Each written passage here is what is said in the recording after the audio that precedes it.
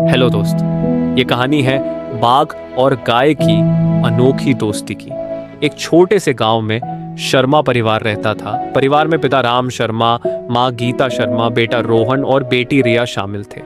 शर्मा परिवार के पास एक छोटा सा खेत था जिसमें उनकी प्यारी गाय लक्ष्मी रहती थी। लक्ष्मी परिवार की तरह ही एक सदस्य थी और सभी उसे बहुत प्यार करते थे। गांव के पास ही एक घना जंगल था जहां बाघू नाम का एक बाघ रहता था। बाघू जंगल का राजा था और सभी जानवर उससे डरते थे। बाघू बहुत ही शक्तिशाली और चालाक था, लेकिन उसका दिल बहुत नरम था। वह हमेशा से एक दोस्त चाहता था, लेकिन उसकी ताकत के कारण कोई भी जानवर उससे दोस्ती नहीं करना चाहता था। एक दिन लक्ष्मी खेत में घास चर रही थी। अचानक बाघू जंगल से निकलकर खेत में आ गया। लक्ष्मी ने बाघू को देखकर डर गई, लेकिन बाघू ने उसे शांत किया और कहा, डरो मत, मैं तुम्हें कोई नुकसान नहीं पहुंचाऊंगा, मैं बस एक दोस्त चाहता हूं। लक्ष्मी ने बाघू की बातों पर विश्वास किया और दोनों के बीच एक अनोखी दोस्ती की शुरुआत हुई।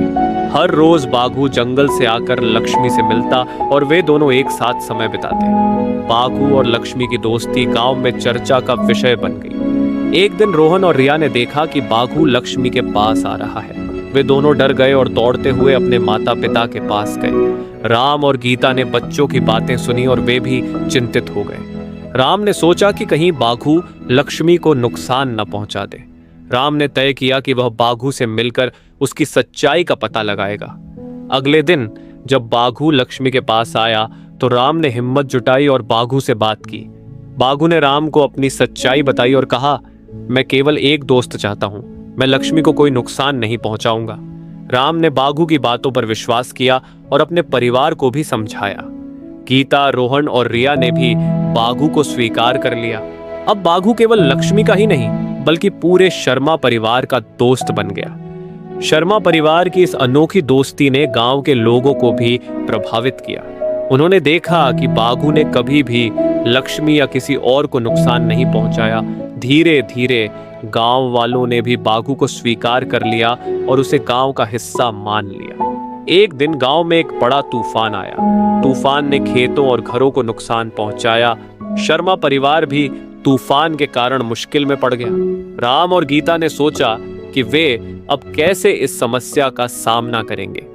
बाघू ने देखा कि शर्मा परिवार और गांव के लोग मुश्किल में हैं। उसने अपनी ताकत और चालाकी का इस्तेमाल करते हुए गांव वालों की मदद की।